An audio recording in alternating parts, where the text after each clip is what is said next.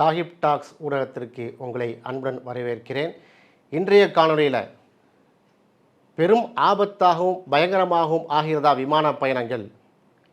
இன்றைக்கு இந்த காணொளியை நான் பதிவு செய்யும்போது பங்களாதேஷில் பயங்கரமான விமான விபத்து.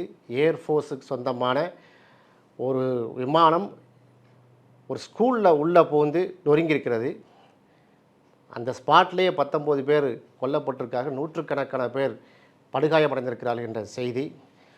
அதனைத் தொடர்ந்து ஏற்கனவே இந்தியாவில் நடந்த குஜராத் அகமதாபாத் நடந்த ஏர் இண்டியா அந்த ஏர்பஸ் போயிங் 787 ட்ரீம் லைனர் அது ஏற்கனவே விபத்துக்குள்ளாகி 260 பேர்களை நாம் இழந்திருக்கிறோம்.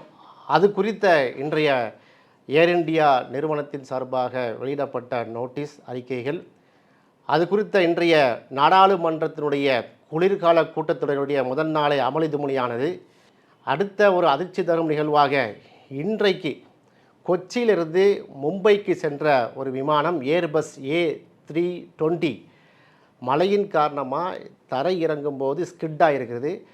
இது போன்ற சம்பவங்களெல்லாம் தொகுத்து சட்டம் என்ன சொல்கிறது, என்ன நடந்துச்சு, ஏன் இந்த விமான விபத்துக்கள்லாம் இப்படி நடந்து கொண்டிருக்கிறது, விமான பயணம் பாதுகாப்பற்றதாக ஆகிவிட்டதா என்ற கேள்விக்கு விடை காணும் முகமாக இந்த காணொலி அமைய இருக்கிறது.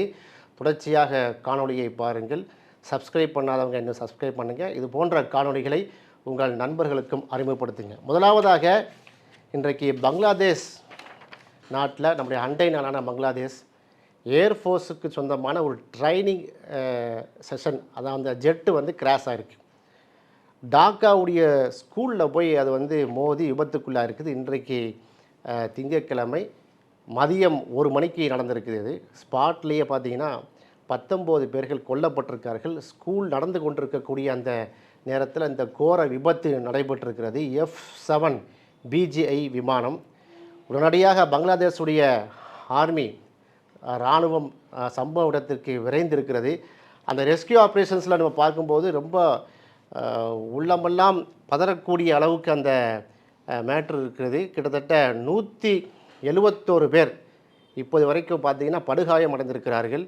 16 பேர் அதில் ஸ்டூடெண்ட்டு, வகுப்பறையில் பாடம் கற்றுக்கொண்டு வந்த அந்த மாணவர்கள் அதில் கொல்லப்பட்டிருக்கிறார்கள். 2 டீச்சர்ஸ் அந்த இடத்துல சம்பவ இடத்துலேயே பலியாக இருக்கிறார்கள்.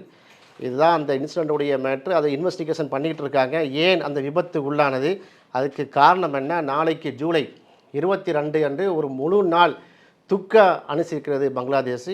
இது சம்பந்தமாக உலக தலைவர்கள் பங்களாதேஷுக்கு ஆதரவு, வங்கதேசத்திற்கு ஆறுதல் சொல்லி கொண்டிருக்கிறார்கள்.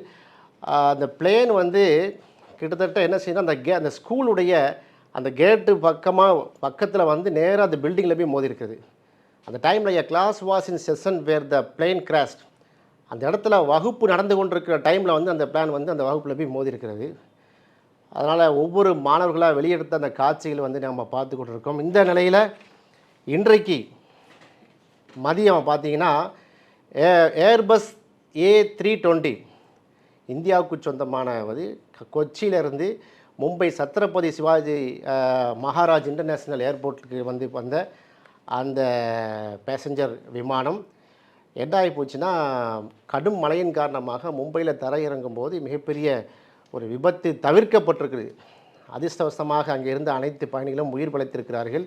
Flight number AI2744 Airbus A320 கிட்டத்தட்ட பார்த்தீங்கன்னா ரன்வே 27 27வது ரன்வேயில் மும்பையில், அது பிரைமரி ஏர்போர்ட்டில் லாங் ரன்வே, அது இன்டர்நேஷ்னல் ஏர்போர்ட்டு, பெரிய பெரிய விமானங்கள்லாம் இறங்கக்கூடிய அந்த பெரிய சத்ரபதி சிவாஜி சர்வதேச விமான நிலையத்தில் இறங்கும்போது இந்த மாதிரி நடந்திருக்கிறது. கிட்டத்தட்ட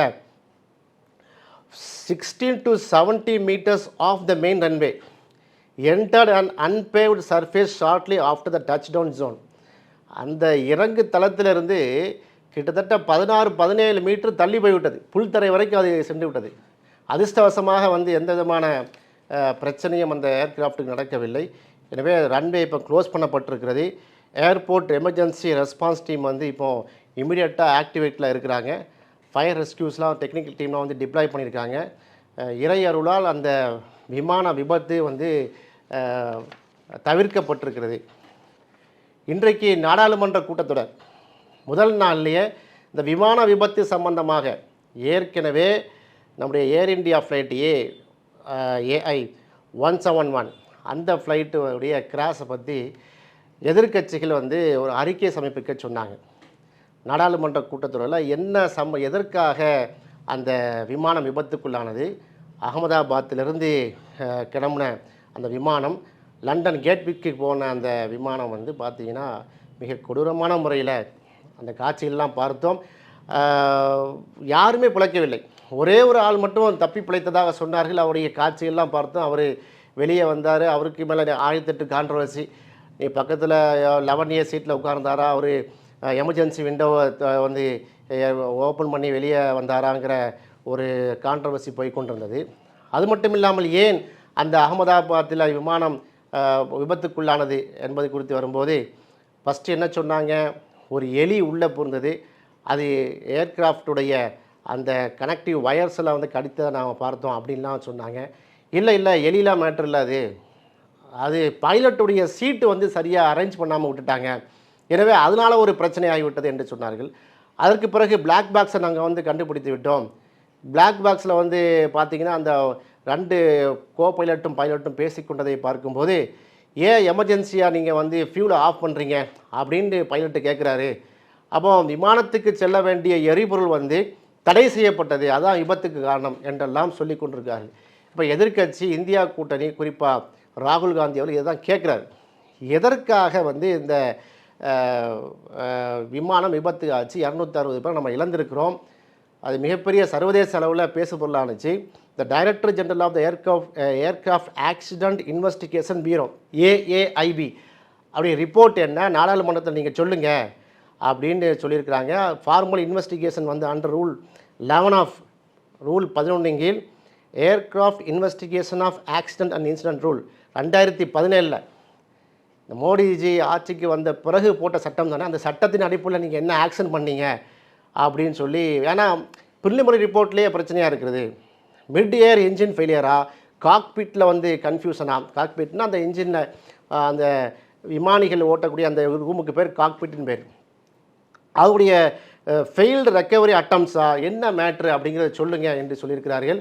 சிவில் ஏவியேஷன் மினிஸ்டர், இன்றைக்கு மத்திய விமானத்துறை போக்குவரத்து துறை அமைச்சர் ராம்மோகன் நாயுடு வந்து இதை வந்து பார்லிமெண்ட்டில் முதல் நாளில் இதை மாதிரி விஷயத்தை நீங்கள் சொல்ல வேண்டும் சொன்னால் கேட்டுக்கொண்டதின் அடிப்படையில் அவர் எந்திச்சு பேசும்போது நிறைய தகவல்களுக்கு வந்து இது இல்லை. என்ன சொல்கிறாருன்னா, கவர்மெண்ட் என்ன செய்தது, கவர்மெண்ட் இது மோடி சர்க்கார் செய்த நடவடிக்கை என்ன என்று கேட்கும்போது அந்த reports related to crash aircraft அதை வந்து தெளிவாக அவர் சொல்லவில்லை. எனவே கேள்விக்கு மேல் கேள்வி கேட்டதில் வந்து நாடாளுமன்றம் அமளித்து மொழியானது.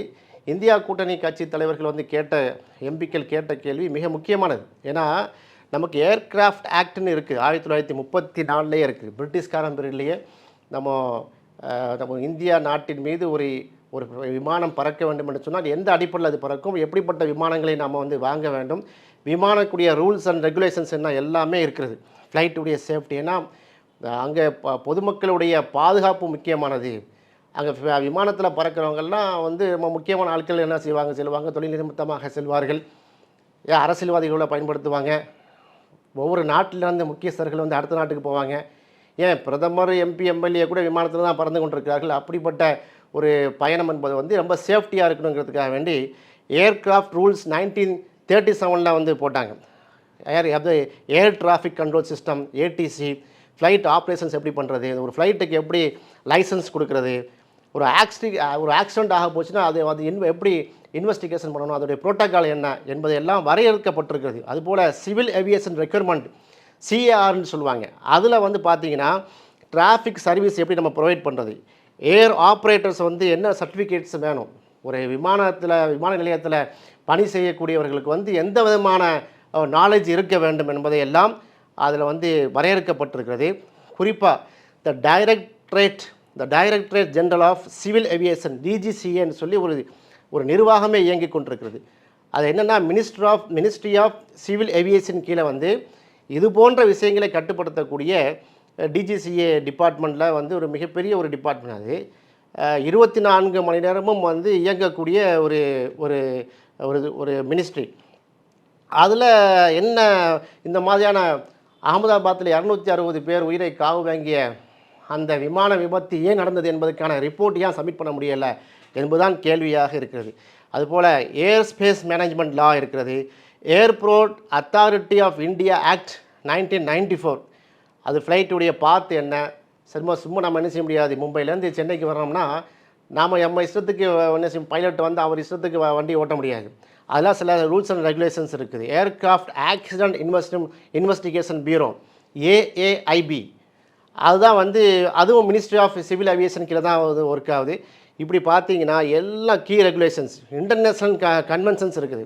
கிட்டத்தட்ட சிக்காகோவில் இது போன்ற 1944லேயே இந்தியா சுதந்திரமானதுக்கு முன்னாடியே பிரிட்டிஷ்காரன் போட்ட அந்த பீரியடில் வந்து பார்த்திங்கன்னா எல்லா நாடுகளும் வந்து கையெழுத்திடப்பட்டுச்சு. ஏன்னா பிரிட்டிஷ் தான் அன்னைக்கு உலகம் ஃபுல்லாக ஆண்டாங்க. அவன் அன்னைக்கே ஏவியேஷன் என்ன, ஏர் ஸ்பேஸ் வயலேஷன் எப்படி இருக்க வேண்டும், ட்ரோன் ஆப்ரேஷன்ஸ் எப்படி இருக்க வேண்டும், சைபர் கண்ட்ரோல் சிஸ்டம் எப்படி இருக்க வேண்டும் என்பதையெல்லாம் வரையறுத்து அன்னைக்கே முடிவு பண்ணப்பட்டது.